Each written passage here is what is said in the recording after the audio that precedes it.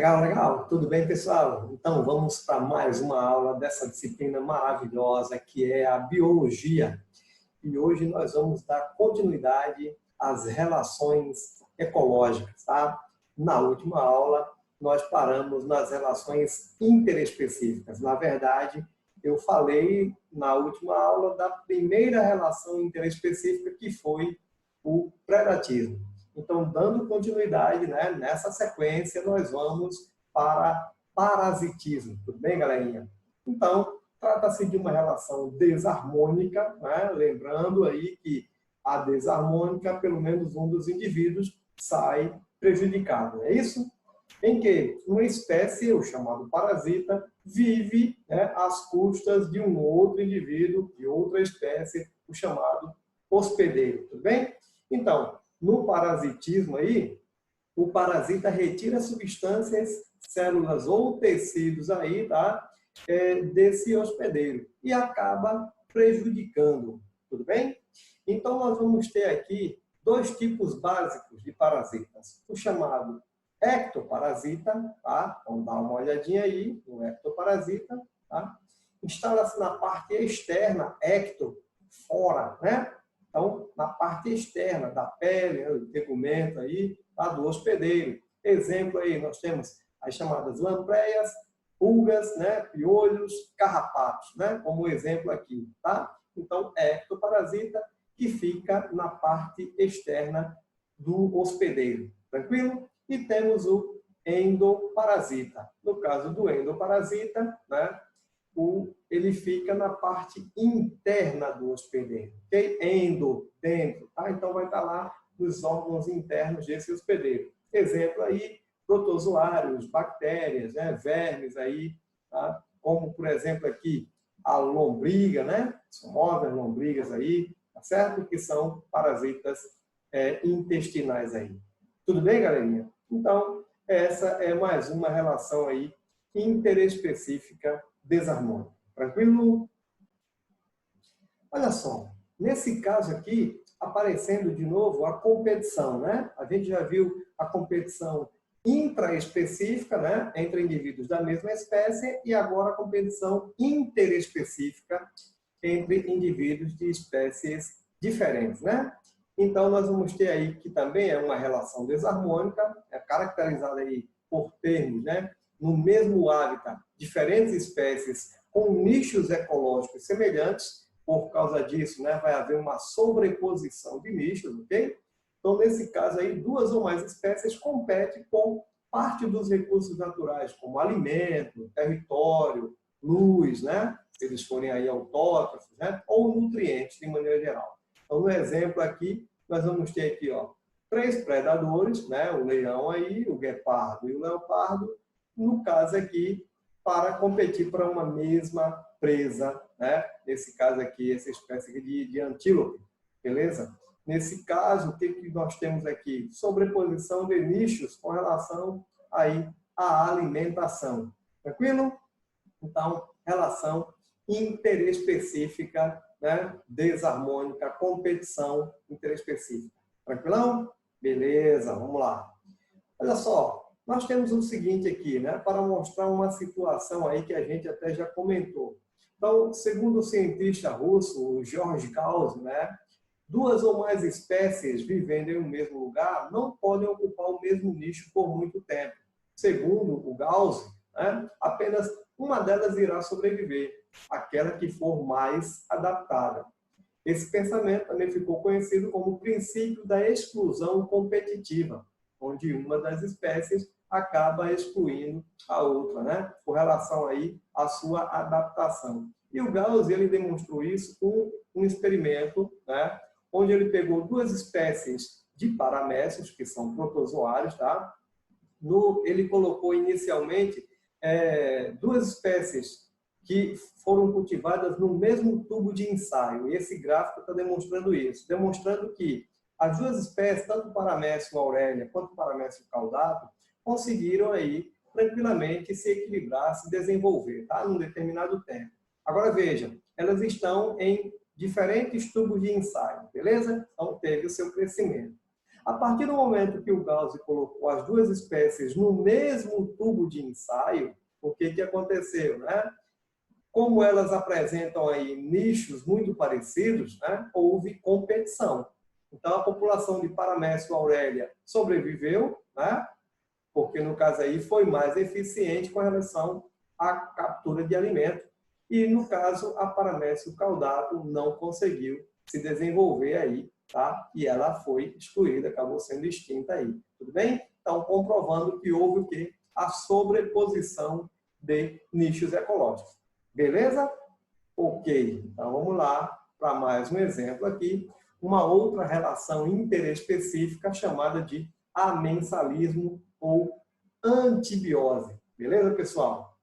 Então, nesse tipo de relação desarmônica, temos uma espécie que libera toxinas, né, substâncias aí, que inibem o desenvolvimento ou o crescimento de uma outra espécie. Tudo bem? Vamos lá. Nós temos aqui um exemplo muito característico, que é o exemplo da maré vermelha. Então, quando há grande disponibilidade de nutrientes na água, fósforo, nitrogênio, e a gente já pode pensar aí que, no caso, essa água está recebendo, por exemplo, uma grande quantidade de esgoto, principalmente que vai estar presente tanto fósforo quanto nitrogênio, tá? Pode ocorrer o crescimento de certas espécies, né, de algas denominadas de dinoflagelados. São esses rapazinhos aqui, ó, tá? Então, a aglomeração, né, dessas algas, tá? Que elas são algas, né, do reino aí protista, tá? Denomina-se maré vermelha. Então, eles se reproduzem tanto, tá? Que a água fica nessa coloração avermelhada, por isso chamada de maré vermelha. Então, essas algas, elas liberam toxinas na água, tudo bem? E aí, o que acontece, né? Essas toxinas vão acabar prejudicando o desenvolvimento de outras espécies aí, de outros organismos aquáticos, tá? Banhistas nas praias também podem ocasionalmente se contaminar por meio de ingestão aí de toxinas liberadas na água ou contidas de repente em ostras, né? Que são animais filtradores, tá? Então eles vão reter essas toxinas, por isso muitas das vezes não é aconselhável você comer uma ostra, né? Principalmente ela crua, né? Como muita gente come, sem você, de repente, saber a procedência dela, porque, de repente, ela pode ter passado por uma situação dessa daí e você ter algum problema aí intestinal na ingestão desse animal, tá bom? Então, essa relação, né, chamada de amensalismo, ela também pode ser chamada, como eu falei, de antibiose, tá? Olha só, e é esse nome antibiose, vou mostrar aqui para vocês, tá? Que aconteceu principalmente quando você teve aí bactérias e fungos, né, nessa relação de amensalismo, tá? Então, por exemplo, certos fungos da espécie Penicillium, tá, produzem substâncias antibióticas que inibem o crescimento de bactérias, tá? Então, nós tivemos aqui, ó, em um antibiograma, né, exame que utiliza placas de Petri, aqui a placa de Petri, ó, para testar o crescimento de bactérias, podemos verificar que nos locais da placa onde há fungos, tá? Onde há fungos aqui, ó, tá? Nesse caso, não há crescimento de bactérias. Olha o espaço vazio aqui, não se desenvolve, tudo isso aqui é bactérias, tá? Então, onde o fungo se desenvolve aí, em volta dele, acaba não se desenvolvendo aí as bactérias. Os fungos liberam antibióticos, né? Que inibem o crescimento das bactérias. E isso daí, pessoal, uma historinha interessante aqui, que foi descoberta há muito tempo atrás, pelo Alexander Fleming, e esse cara trabalhava aí com fungos e num determinado momento que ele saiu de férias, chegou no seu laboratório e ele estava trabalhando com bactérias e ele percebeu que em algumas placas de Petri isso tinha acontecido, tinha dado bactérias e que estava matando ali os fungos, né? E, curioso como é, os cientistas, ele foi analisar o que estava acontecendo e descobriu justamente isso, que os fungos produziam substâncias que matavam essas bactérias. A partir daí, né, quase que por acaso, foi fabricado, produzido o primeiro antibiótico, chamado de penicilina, justamente por causa desse fungo aí, o Penicillium, beleza? Esse gênero de fungo. Tudo bem, galerinha? É isso daí. E a gente fecha aqui com as relações interespecíficas aí, né? Desarmônicas. Beleza, então?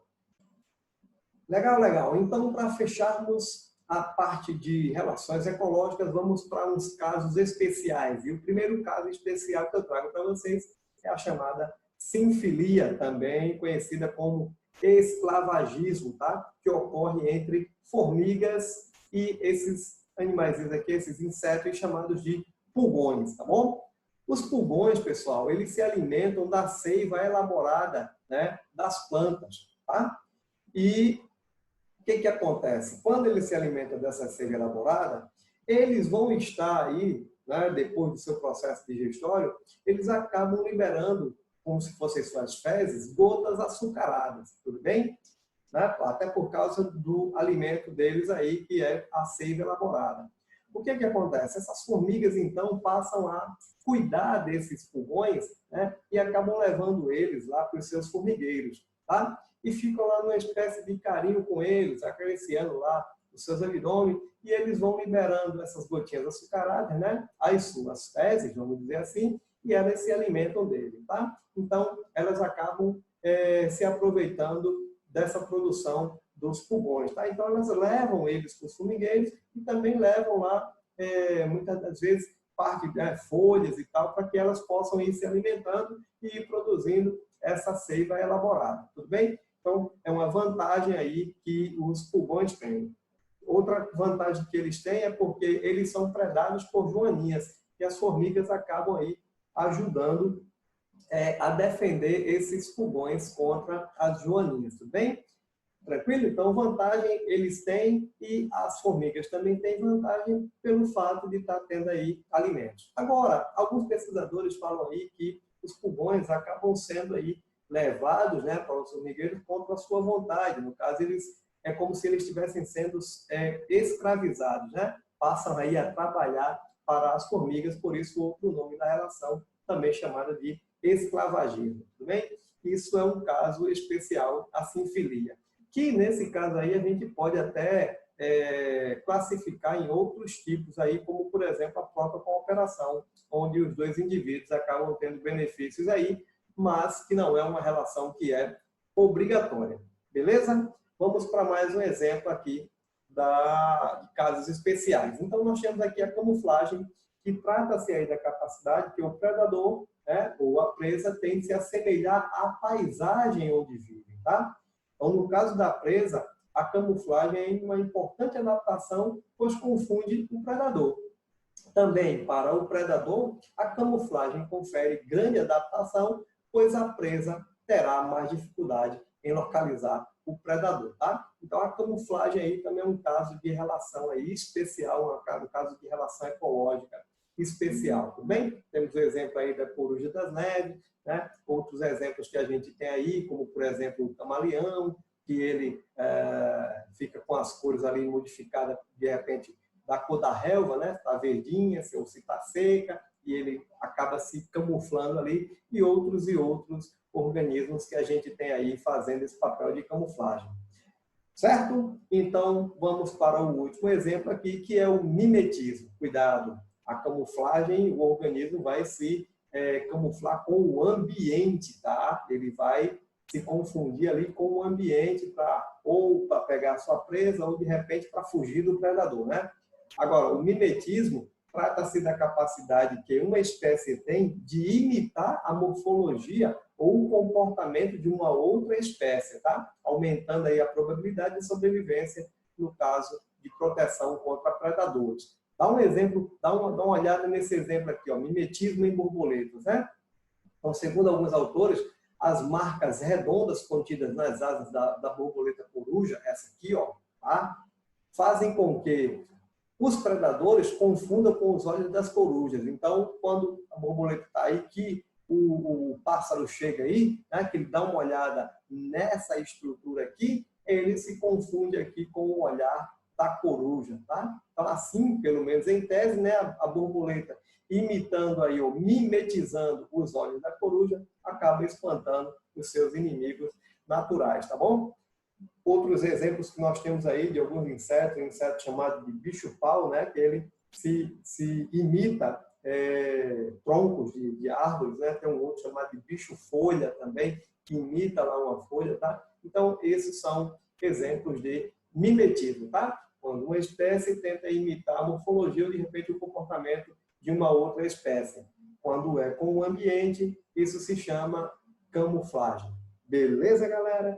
Então, era isso que eu queria mostrar para vocês com relação a relações ecológicas, tudo bem?